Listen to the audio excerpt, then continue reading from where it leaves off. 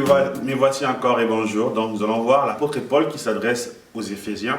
La spécificité de l'église d'Éphèse, c'est que Paul, il avait tellement fait les tours des églises, Dieu l'avait tellement utilisé, il avait bâti tellement des églises et tout ça, mais arrivé à la fin presque de son ministère, il pouvait maintenant contempler l'église dans son ensemble comme un corps. Et dans Éphèse, il était passé dans cette ville-là, il était vraiment face à des combats spirituels.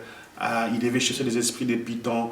Il était en prison. Donc, lorsque Paul est passé à Éphèse, c'était vraiment une ville où l'atmosphère spirituelle était remplie. Il y avait la divination, il y avait toutes sortes de dieux qui étaient là. Donc, c'était vraiment une ville où l'atmosphère spirituelle était remplie de toutes sortes de choses.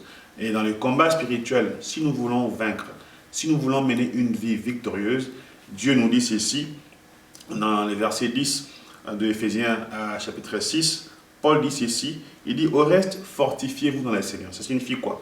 Allons puiser notre force dans le Seigneur. Si nous voulons être forts, si nous voulons aller loin, nous devons aller vers le Seigneur et puiser toute la force dont nous avons besoin.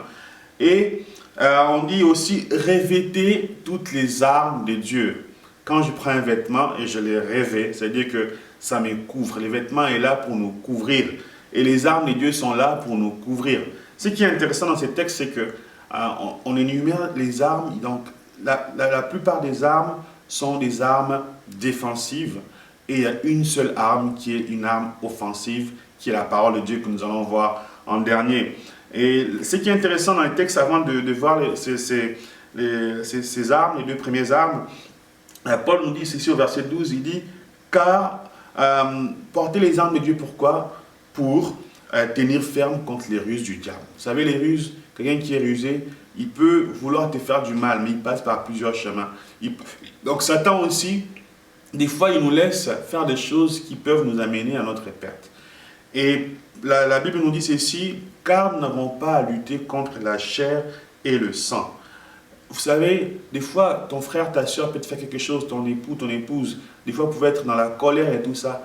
Mais l'esprit qui anime cette personne à te faire du mal, l'esprit qui anime cette personne pour te détruire, ce n'est pas lui physiquement, mais c'est un esprit qui est derrière. Et Paul dit que parmi ces esprits, il y a les dominations, il y a les autorités, il y a le prince des mondes des ténèbres, il y a aussi des esprits méchants. Donc, tous ces esprits ont une seule caractéristique. Ils sont méchants. Ils sont là pour, des fois, bloquer ta vie. Tu essaies d'avancer dans tes études, dans le travail, dans les projets. Rien n'avance. Tous ces esprits sont là pour que tu puisses mener une vie difficile.